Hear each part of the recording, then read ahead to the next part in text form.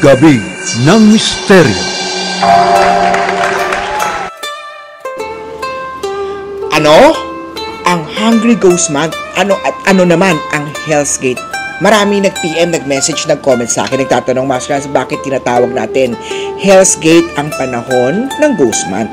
At ano nga ba ang mga tinatawag nating Maskrans na mga Hungry Ghosts? Una-una, hindi ibig sabihin na kapag sinabi natin Hell's Gate ay nasa impyerno na agad ang mga mahal natin sa buhay.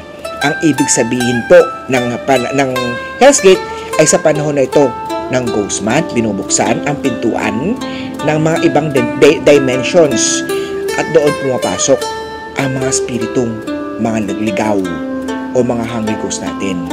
Sila ang mga spirit na hindi matahimik dahil may mga hindi natapos na bagay o kaya ay wala ng pamilya na nag-aalay ng dasal, pagkain para sa kanila. Sila yung mga hindi na kapareho ng ating mga mahal sa buhay na nasa liwanag. Kaya wag mag-alala, ang ating mga minamahal na yumao ay ligtas at nasa maayos na kalagayan sila. Ang mga hungry ghosts ang kailangan na alayan ng mga pagkain, ng mga panalangin, ng mga respeto para hindi sila magkagulo at magdala ng mamanas. Tatandaan natin ang panahon ng Ghost Month ay panahon ng pagdadasal, pagsisindi ng insenso at pagmanatili ng positive na energy.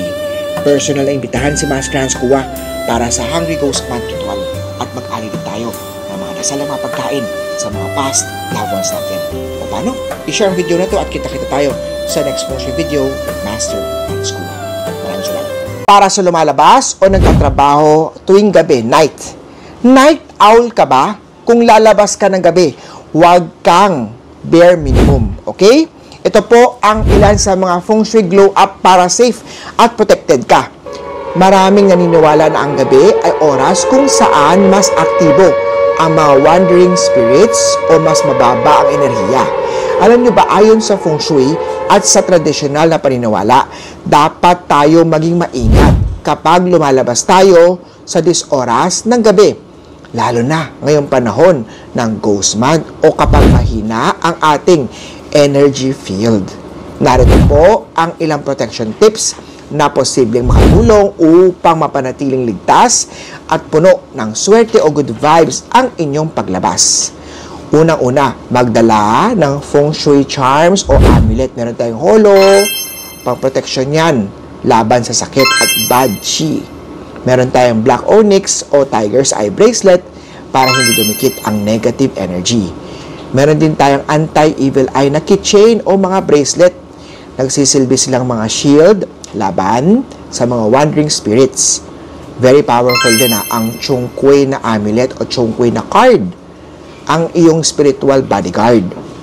Magsuot ng makukulay, maliliwanag na kulay na color sa damit. Iwasan ang mga black na outfit, lalo na buong black na damit kapag gabi. Bad vibes na magnet energy kasi yan.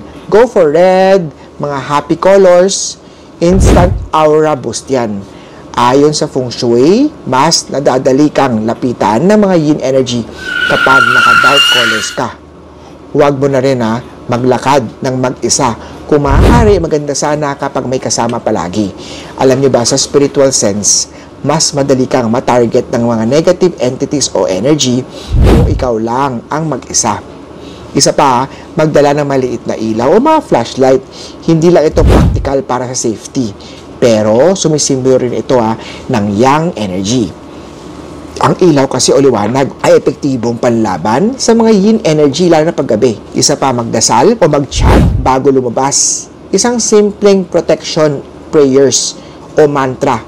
Pwede natin sabihin, verbalize, bigkasin. Kagaya ng light, ilaw po, light surrounds me. Energy protects me. Good luck walks with me. No harm can touch me. Isa pa, maglagay ng konting asin sa bulsa o bag.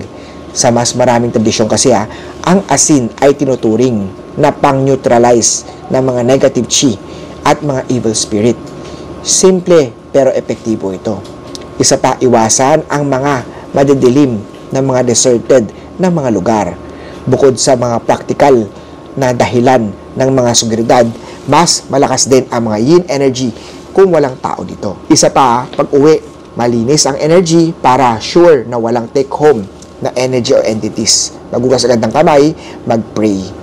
Ang final note ko dito, ang gabi ay hindi kailangan katakutan. Basta alam mo kung paano magdadala ng mga proteksyon sa iyong sarili. O paano? Ako po, si Master Hans Kua. Like, comment, at share. Gabi ng Misteryo. Ghost Month. Ito ay kailangan bang katakutan? Ito ba'y kailangan tayo'y kabahan? Alam po ninyo, maraming mga pamamaraan na dapat na tandaan natin at gawin natin para maganda yung flow ng energy during Ghost Month. Hindi naman ibig sabihin ng buong Ghost Month ay talagang malas. But kung yun ang isipin ninyo, mamalasin talaga kayo.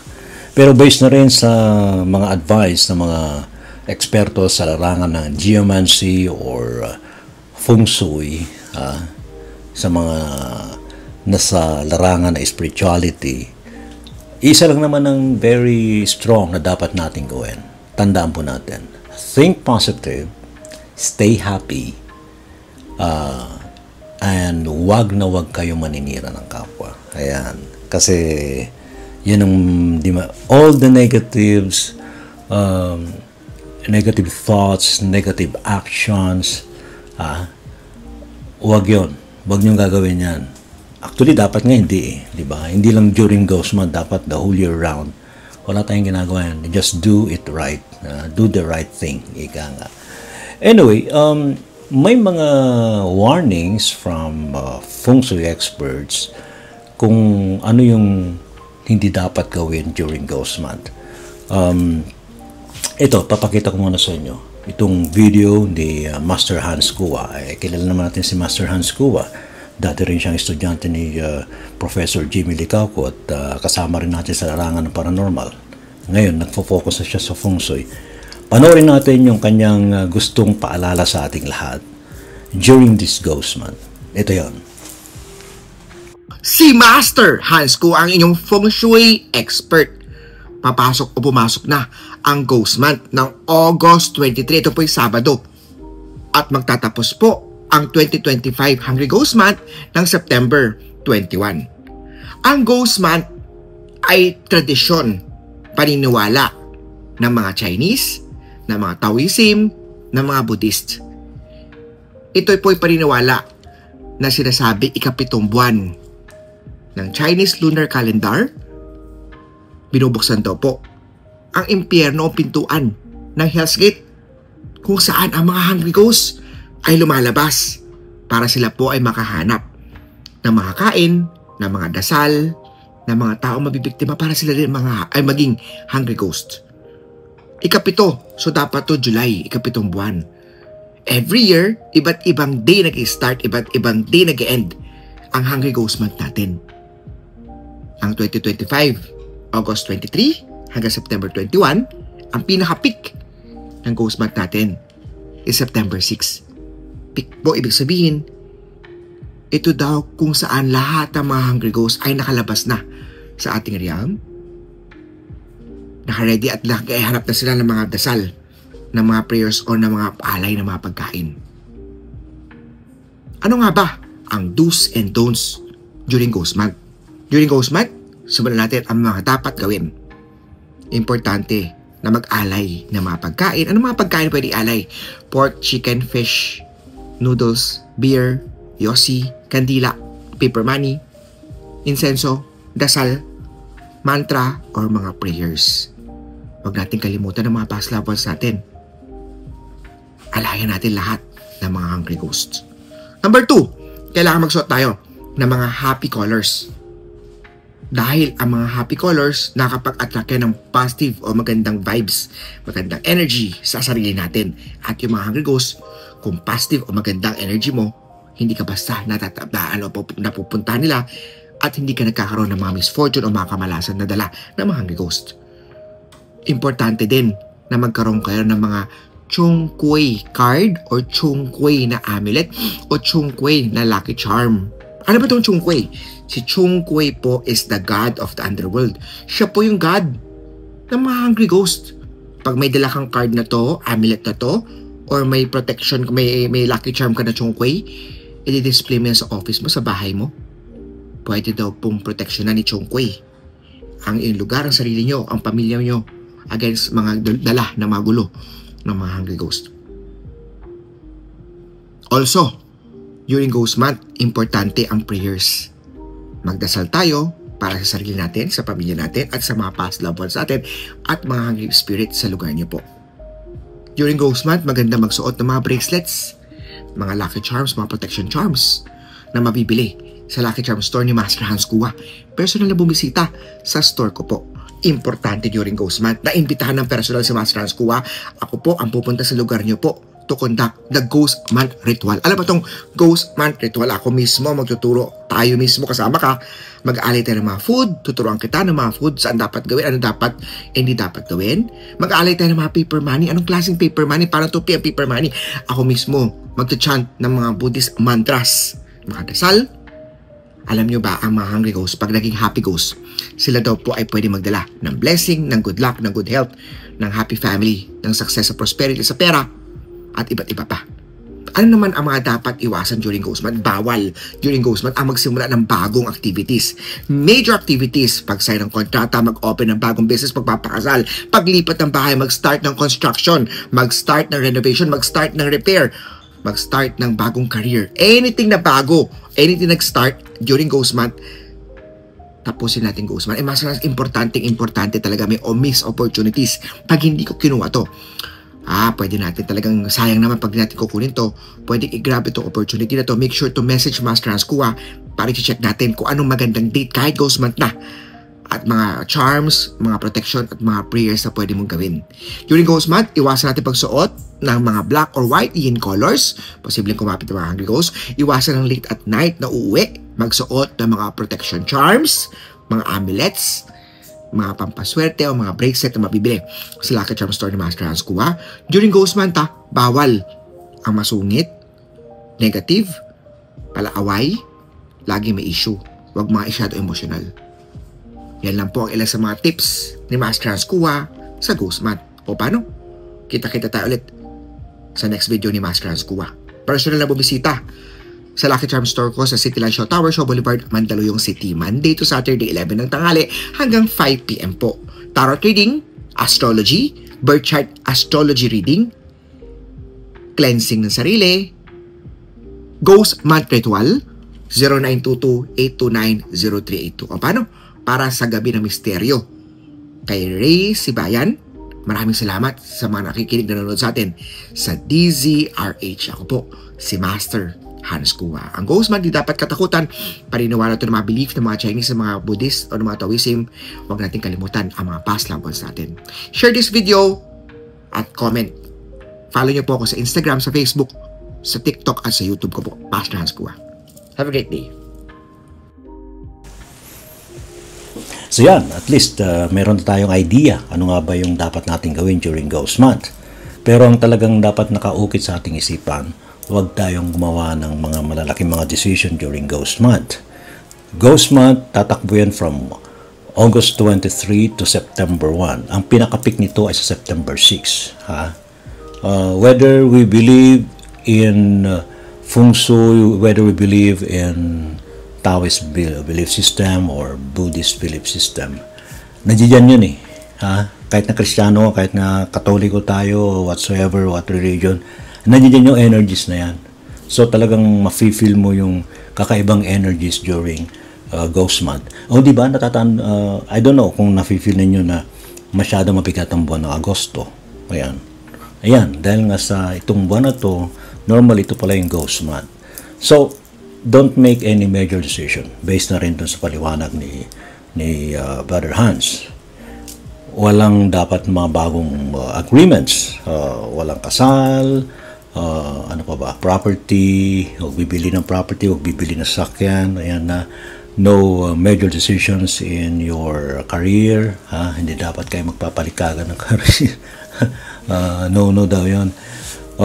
Sa travel naman, wala namang, actually, ina-advise na walang dapat, hanggat maaari iwasan ng travel. Pero hindi mo maiwasan, di, ano na lang, mag-ingat na lang, huwag maliligo raw sa gabi. Especially sa wag magtatampisaw sa any bodies of water. Bawal mo na mag-swimming, di ba? Kasi bodies of water, based na rin sa paliwanag ng mga eksperto, nagsisilbi siyang portal ng spirit world. Ayan. So, yan. Mga kuntil-butil. Sabi nga, wag daw magsusuot ng mga dark colors na mga damit. Ayan. Kasi masyadong baka ma-attract daw yung mga ghost, yung mga hungry ghost na tinatawag. Alright, so yan. Kahit paano, meron tayong idea. Pero the best thing na dapat natin gawin, we have to think positive. We have to always pray to God. Kung mayroon tayong ma-encounter mga gumagalang kaluluwa sa paligid, then we can offer prayer for them. Huwag natin silang pipilitin na makapag-crossover kung ayaw nila. Just offer a prayer. Kasi automatic naman, pag nag-offer ka ng prayer, automatically, magbubukas ang heaven's portal or the afterlife portal, doon na sila papasok. Although may mga cases sa mga haunted places na talagang pinamamahayan ng mga kaluluwang gumagala, mga espiritu, mga engkanto, etc. Ibang case naman yon. So, dapat yung mga expert naman na maaaring gumawa nun, maybe they can cleanse the area or they can close some portals na open doon. Alright, pero don't do it alone. Ako, I would advise if you go to a very hostile, haunted place. Hostile means pwedeng manakit sa... Tayo kasi pwede nila tayong sakdan eh. Sa totoo lang. Sabi nyo, huwag kayo matakot sa multo, matakot lang kayo sa buhay. Kasi ang mga buhay nananakit ng tao, pati mga nasa kabilang dimension, especially if you are very sensitive sa kanilang energies, they can harm you. Kaya nilang manakit. Ayan. So, mag-ingat lang. And I think you have to say a prayer to shield yourself, to protect yourself from any harm from those unseen beings. Alright, so yan. Ang ating maiksing vlog today about Ghost Month, and tandaan natin yung mga paalala ng mga eksperto sa larangan ng geomancy, feng shui, spirituality, at iba pa. Alright? So, huwag niyong kalilimutan, tuwing Sabado, Gabi ng Misteryo, live sa DZRH, 10 to 11 p.m. Walang a-absent. See you all!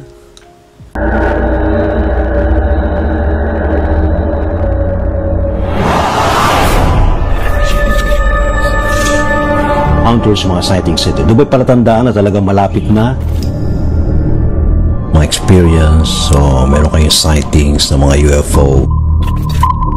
Higher beings, especially to the universe you call God. Innumerable company of angels, beyond human comprehension.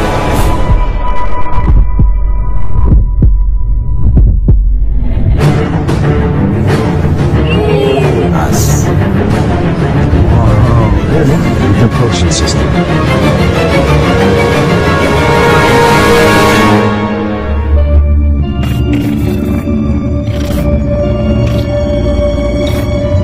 Gabi ng Misteryo.